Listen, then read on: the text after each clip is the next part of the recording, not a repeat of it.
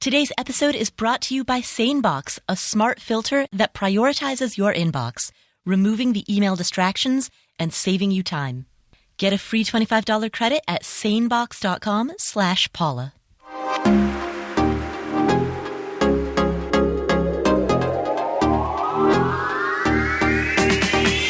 You can afford anything but not everything. And that's true not just of your money, but also your time, focus, energy, attention, anything in your life that is a scarce or limited resource.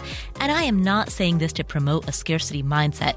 On the contrary, I believe in abundance, but I also recognize the fact that every choice is a trade-off. So the question becomes, number one, what's most important to you? What do you value? What are your priorities? And number two, how do you align your day-to-day decisions in such a way that your actions reflect those priorities? Those are tough questions, ones that we seek to answer in every episode.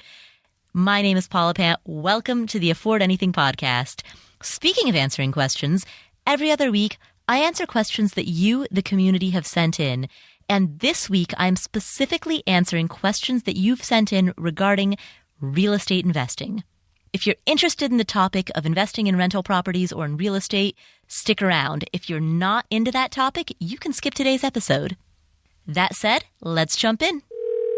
Hi, Paula. Firstly, thank you for this fabulous podcast. I am in a very different situation than the majority of your usual callers. I'm a 45-year-old actress, so I'm in and out of work and on the whole not brilliantly paid. So I'm sad to say I have no savings and no retirement fund, apart from whatever gets put away when I am in a job in a 401k. On the upside, I own a house in the UK, which I rent out and get a great cash flow from and have a tiny repayment interest-only mortgage, but it'll come to an end of its 25-year term in 2020. I've had it valued at £500,000. I have £100,000 mortgage and £400,000 in equity at the moment. That's about $515,000. My dream is to buy rental properties here in the States and to have passive income so I can pursue my acting career, but I am finding it impossible to get a mortgage because of my tax returns.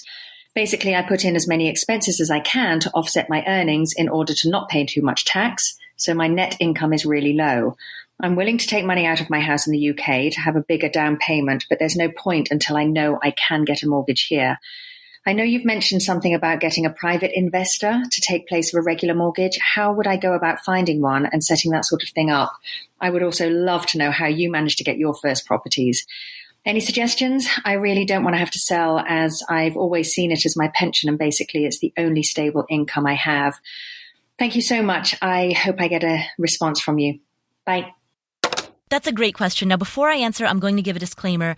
I don't know the financial system in the UK. So I'm going to answer this question as though you had just asked this question about a property that is based in the United States, because the U.S. system is the one that I'm familiar with. So I'll give you the answer that I would give to someone who was in your situation, but whose property was located here in the U.S. And then it's up to you to figure out how that translates into the UK market. But this property that you're describing, the property that you already hold, you have a lot of equity in this. You said £400,000 in equity. That's an incredible amount. You can take a cash-out refinance loan against that equity. You don't need to sell the property in order to get the money out of it. You can borrow against the equity that you already have in that home. That loan is referred to as a cash-out refinance. Essentially what you're doing is you're refinancing the mortgage and taking cash out. And so that money is then paid to you as cash, as a check that gets deposited in your bank account. The power of that is it's threefold. Number one, because that loan, the cash-out refi, is secured by the equity in the property, it is not contingent upon your income in the same way that qualifying for a primary residence mortgage or a second home mortgage would be. So in other words, even if you don't make very much money on paper, even if your tax records show that you don't have much income, you could still qualify for a cash-out refi because that cash-out refi is being secured by the equity rather than by your earnings. The second benefit to that is that because the cash-out refi is paid to you in the form of cash, you will then, once you get that loan, you will then end up with a big chunk of cash that is sitting in your bank account, which means that when you go to make an offer on a property, you can, if you choose to, have the option of making that offer as a cash offer, meaning that you can make an offer on a rental property that is not contingent on financing. And when you do that, you have, in many cases, a better chance of getting a better deal, because many sellers, all else being equal, would prefer to accept a cash offer as compared to an offer that is contingent on financing from the buyer and that could be then held up by financing delays. So the question that you asked was, how do you get a private loan? I'll answer that in a moment, but first I want to zoom out and ask the question, should you get a private loan? Because it seems to me like that is not the route that you should be taking. When you have the opportunity to get a cash out refi, if I were in your shoes, that's what I would choose. Again, this is not legal advice. This is not tax advice. I'm simply telling you what I think that I would do if I were in your shoes, and I would absolutely get a cash out refi before I would get a private loan, because those types of loans are, generally speaking, going to be cheaper. You're going to have a better interest rate, and you're going to have better terms. Again, giving all of the disclaimers that this is not legal advice, this is not tax advice, always consult with a financial professional, all of those standard disclaimers.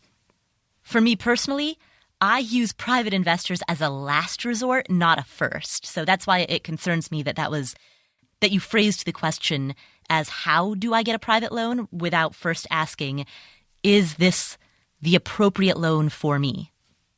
Now, in terms of how do you get a private loan, it's all about networking. So what I would do is, whatever area you're interested in investing in, meet with the real estate investors in that area, meet with the investing community.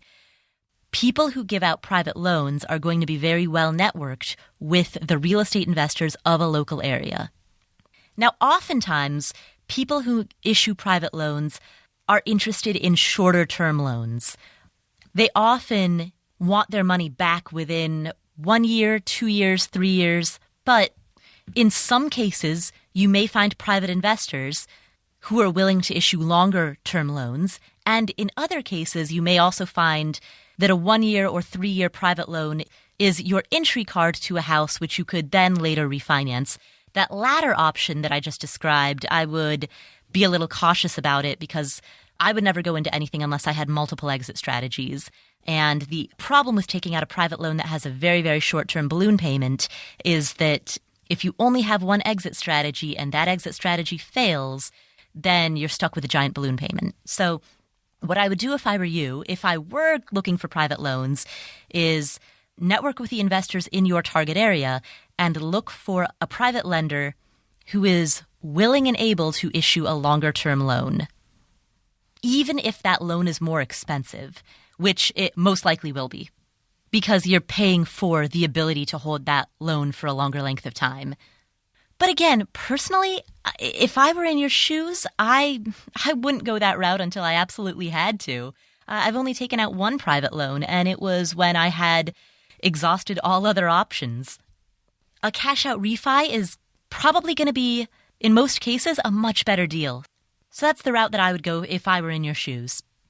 Our next question comes from Yolanda.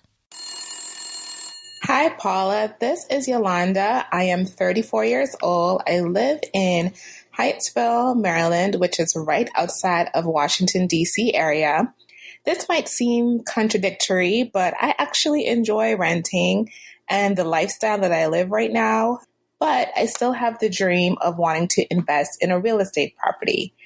I'm trying to figure out, how do I go about this? And is it even smart to get a rental property, even if I don't live in it at first? I know the traditional way of things is to buy your own home first and then use that as leverage for investment property. But can I do it a different way? So just to give some background with numbers, I have $12,000 set aside for investing in real estate. I have about $40,000 in retirement, $10,000 in a Roth IRA, $5,000 in savings, and I make $100,000 a year. This is a brand new job that I've had for a year so far, and I'm hoping to continue with it. So, what do I do with the $12,000 that I've saved so far? Should I continue to save more if I want to buy a standalone investment property? Or should I go the traditional route of looking to buy a home on my own and then leverage that for investing? Look forward to hearing your advice. Thank you so much. Yes. So my answer is absolutely do it. I love that idea. And here's why. First of all, just because everybody else is doing something doesn't mean that it's a good idea. The fact that most people buy their own primary residence before they buy rental properties doesn't mean that that is necessarily the smartest financial path to take. And here's why. Your own home, your primary residence, is not an investment. It is a personal expense. It's a consumer purchase. I know I'm going to get hate mail. I know I'm not going to go down this road and argue exactly why or why not. There's an article that I've written, a very, very long article that I've written on my blog, affordanything.com. I'm going to link to it in the show notes. That article explains the reasoning why your home is not your primary residence is not an investment. But TLDR, the house that you live in is not an investment property. And depending on where you live, there could be, in most cities where housing is expensive, there is often a very strong argument for intentionally remaining a renter. So if you live in an area where the price to rent ratios are such that renting makes more sense than buying, then be a renter forever. I mean, if I lived in a very expensive city, if I lived in New York, I'd be a renter.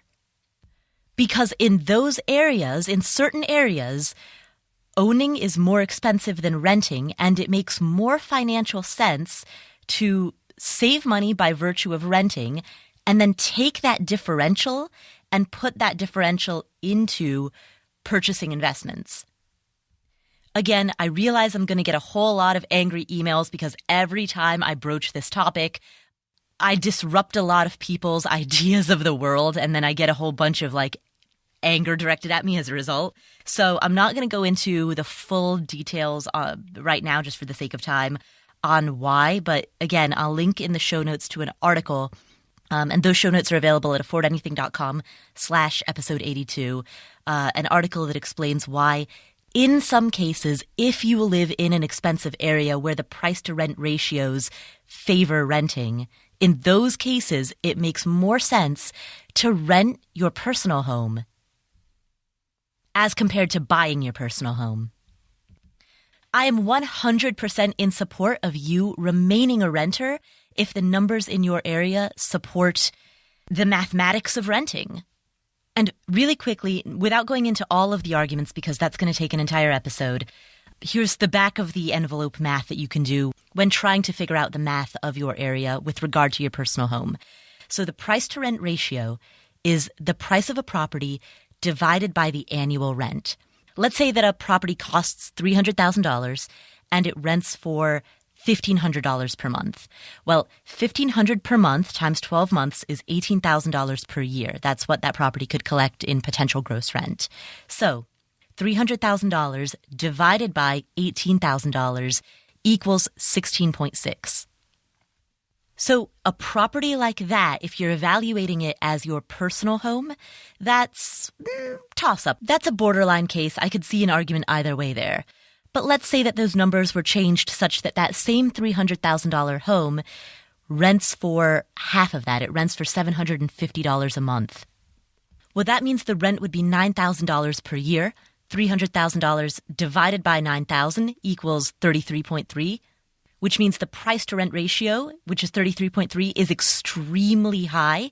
And in a location like that, the math indicates that you're much better off continuing to rent your own personal home. So my broader point is, don't just buy a house because that's what everybody else does. Buy a house only if the numbers make sense. And it is absolutely a myth that owning your own personal residence is a sign of financial stability. In fact, in many cases, it's the other way around. There are many, many people who own properties where they would have been much better off renting. And zooming out a little bit, I guess the broader point is that evaluating where you yourself are going to live personally is a very different mindset than evaluating what you're purchasing as an investment property. Because when you're looking at an investment property, you're not thinking about how close is it to work? What kind of school district is it in? Is this somewhere that I would want to raise my family? You're not thinking about those personal, emotional factors. When you look at an investment property, you're looking purely at the numbers and the risk-reward continuum and the ease of maintenance. You're looking at a very different set of criteria than you would use if you owned your own personal residence. So mentally, just keep those two constructs separate. Yes, they're both housing, but they're apples and oranges. They're absolutely not the same, not in the same boat whatsoever. Totally mixing metaphors there. Now I'm putting houses in the same boat. So, Yolanda, you mentioned that you have $12,000 that you've saved to buy a rental property and $5,000 that you've put into savings for yourself.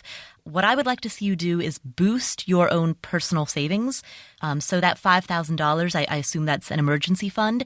That's an awesome start. I'd like to see that emergency fund grow a little bit more.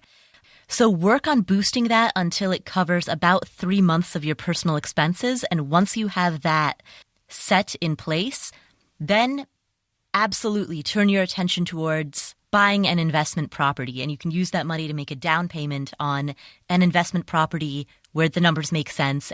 And you can enjoy collecting rent from your tenants while simultaneously knowing that you're making a smart housing decision for yourself.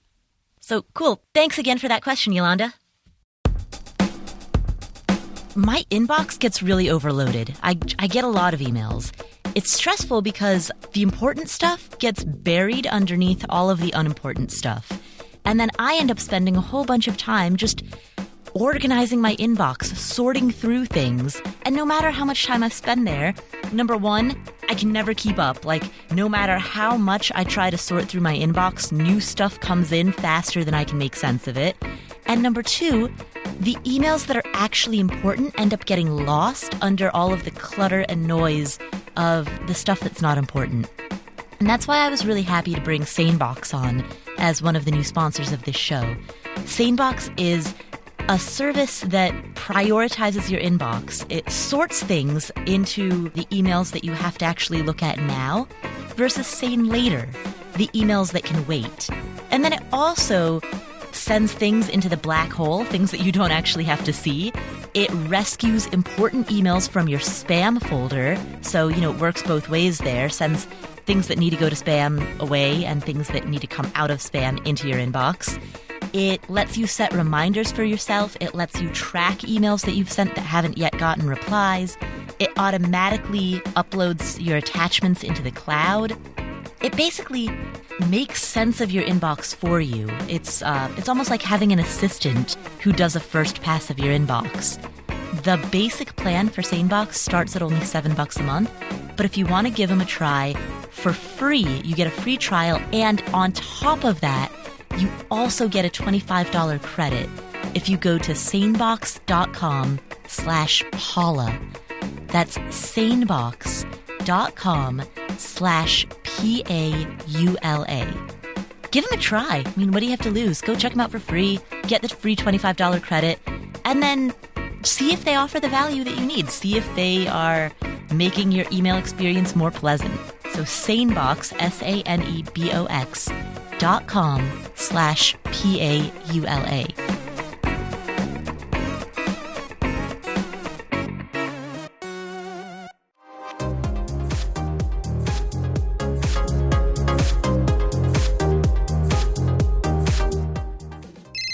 Hi, Paula. Thank you so much for your wonderful podcast. I learned so much from the recent real estate edition. I was just wondering, I would love to hear you talk about what criteria you use when you're shopping for an investment property. Specifically, what qualities about a property make you go, oh my gosh, this is a great buy. I'm definitely going to buy this. And on the flip side, what qualities have you go, no, I'm definitely not going to buy this, or, this is not a good investment. And if you could provide some examples, that would be amazing as well. You just have so much experience. And as a new investor, I'm nervous about buying my first investment property. So thank you for any guidance and keep up the great work. Oh, this is one of my favorite topics. Okay, I could talk about this for a while. All right, here we go. So first of all, and I think those of you who have been listening to me for a while know exactly what I'm about to say. I use as just a first pass sorting mechanism. There's a very, very rough back of the envelope calculation that I do that's called the 1% rule. And it just means that the gross monthly rent should be at least 1% of the purchase price of the property. And when I say purchase price, I really mean the acquisition cost. So purchase plus initial repairs. So basically what I mean is, and because I realize I'm just throwing a bunch of big words around, what I mean is for every $100,000 worth of property, it should rent for at least $1,000 a month. So a $200,000 property should rent for $2,000 a month. $300,000 should rent for $3,000 a month. Now, this is a very, very rough back of the envelope calculation, so it doesn't take any expenses into account. It doesn't take anything into account whatsoever. It's literally back of the napkin math. So never, ever, ever use this as your deciding criteria. Use it only as a first pass sorting criteria. Think of it kind of like if you're on Tinder or Bumble or any one of those dating apps and you have to very quickly decide whether you're going to swipe left or right. That's what this is. This is not the who are you going to marry decision. This is just the which way are you going to swipe left or swipe right. That's what the 1% rule of thumb is. And the reason for it, because it's more important that you understand the reason why, so that you can then make these decisions for your own and think critically about how you want to evaluate properties. The reason for that is because of something called the cap rate or the capitalization rate.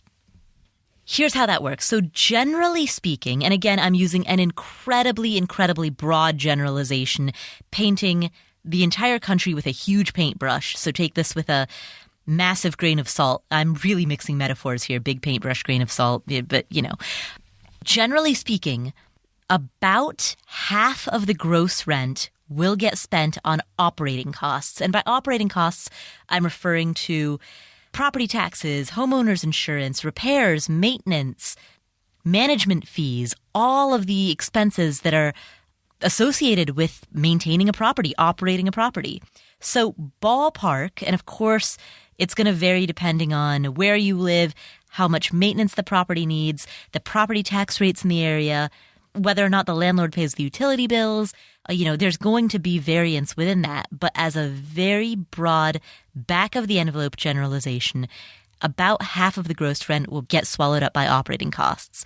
So again, just doing back of the envelope math, let's walk through a sample. Let's say you've got a $100,000 property that rents for $1,000 a month. At $1,000 a month, that means that its potential gross rent would be $12,000 per year, which is the amount of money that the property potentially could collect if it were fully occupied all 12 months of the year. For the sake of example, we're going to assume that you don't collect any other fees, like you don't collect pet rent or storage fees or charge for a coin-op washer dryer.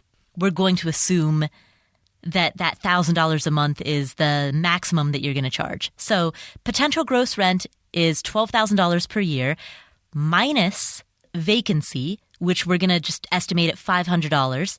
So your effective gross rent will be $11,500 per year. That assumes ballpark around a 95% occupancy rate. Now, if your effective gross rent is $11,500 per year, and half of that, or $5,750 per year, gets swallowed up by operating costs, then the other $5,750 per year is your net operating income. And net operating income divided by the cost of the asset is the cap rate, which is analogous to the dividend, essentially, that you're getting on the asset. So $5,750 divided by $100,000 equals 0.0575. Multiply that by 100 in order to see it expressed as a percentage. That's 5.75%. Essentially, rounding up a little bit, we'll say it's 6%. And what that means is that you have a property that is known as a 6 cap. Again, that means that the dividend payout on the property is 6% of the value of the asset. That's the net operating income that you're collecting from the property, the value of the asset. Now, the reason that I use the 1% rule of thumb as my bare minimum sorting criteria is as follows. I do not believe in buying rental properties for the sake of appreciation. I very much believe that market-based appreciation is speculation. That's my little rhyme, appreciation is speculation. And what I mean by that is that you cannot control the market. There's nothing you can do. You can hope that a neighborhood will rise in value or that a house will rise in value, but it's completely outside of your locus of control. So to buy a property based on the hope that it may rise in value is speculation, and speculation is just another word for gambling. I do not encourage speculation on future appreciation. Instead, I encourage buying houses for the sake of that dividend that you collect on the value of the property. And so, if you're collecting a 6% dividend and the house merely keeps pace with inflation, nothing more, no other appreciation, just inflation protection, and that's it. Historic inflation in the U.S. is about 3% a year, which means your total return is about 9% in total. That's 6% from the dividend, 3% from it keeping pace with inflation. So a 9% total return, you might be thinking, well, why don't I just buy an index fund? Wouldn't that be easier? Sure, yeah, absolutely. But what blue chip stock are you going to buy that pays out a 6% dividend? Maybe a few, but it is very difficult to find a relatively stable, diversified index fund that carries a 6% dividend payout. That's freaking awesome. And that's why I think that buy and hold rental properties are such a great strategy, particularly for people who are interested in retiring early, because that emphasis on the dividend, on the cap rate, is a big piece of what allows people to access cash flow now rather than waiting for appreciation that may or may not happen in the future. Now, other than math, I shouldn't say other than math, but other than that, which, I've mentioned on several episodes, what other criteria do I look for in a property? Well, I'm glad you asked. First, of course, I'm going to take a look at the neighborhood. Now, broadly speaking, neighborhoods are classified as Class A, Class B, Class C, or Class D. And when I say classified, I mean that figuratively. There isn't a panel of judges. This isn't Dancing with the Stars. There's no panel of judges that's assigning different zip codes to different classes. But investors will, by informal group consensus, decide that a given neighborhood is Class A, meaning it's, higher end, it's luxury, it's the type of place where you would have the type of rental properties that have granite countertops and stainless steel appliances. And those are the type of neighborhoods in which you have more stable tenants who, tend to have less turnover and often fewer problems. As with many investments, there tends to be an inverse correlation, generally, between risk and reward. So Class A properties are often the easiest to manage, but often also have lower returns. And by the way, when people say, what's a good cap rate? I will say contextualize cap rate based on whether you're in a Class A neighborhood or a Class D neighborhood. I mean, getting a 6 cap in a Class A versus getting a 6 cap in a Class D are two completely different types of returns, in the same way that getting a certain return on a treasury bond is very different than getting that same return on an individual stock, because a treasury bond has such a different risk profile than an individual stock. Well, same deal. You want the reward that you're seeking to be commensurate with the risk profile. So first, decide what type of neighborhood you want to be in. Do you want to be in a Class A neighborhood, Class B, which is a step below that, Class C, which is a step below that, or Class D, which is really step. Decide which of those risk profiles you're comfortable with. Then decide what type of cap rate you're seeking that's commensurate with that. I hope I'm pronouncing that correctly. Commensurate? Is that how you say it? That's one of those words that I've always read, but I've rarely heard people actually say out loud. Now, the other thing to note is that both properties themselves as well as neighborhoods are informally classified as Class A, B, C, or D.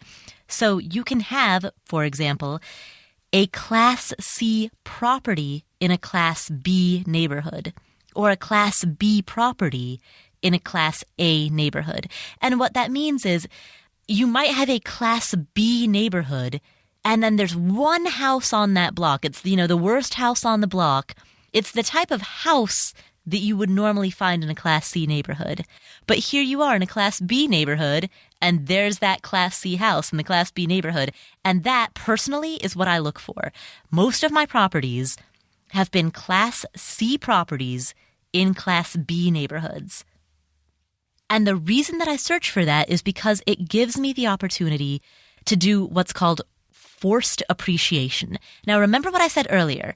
Market-based appreciation is the type of price appreciation that you cannot control because it's based solely on economic forces that are outside of your control. But forced appreciation, as the name implies, is property appreciation that is the direct consequence of the work that you've done.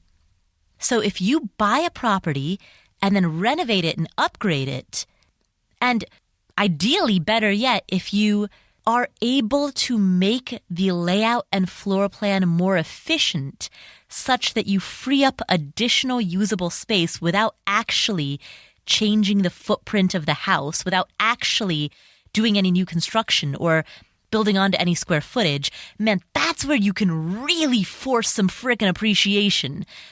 So that's what I look for. Like our triplex, for example, one of the units within that triplex had this massive living room that was completely underutilized. We walked in there, and the tenants who were living in that unit at the time, they were using half of the living room, and they were using the other half as storage.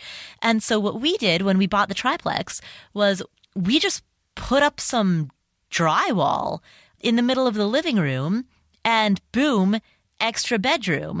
I mean, the room had proper ingress and egress. It met fire code, all of that. Those are all of my caveats and asterisks.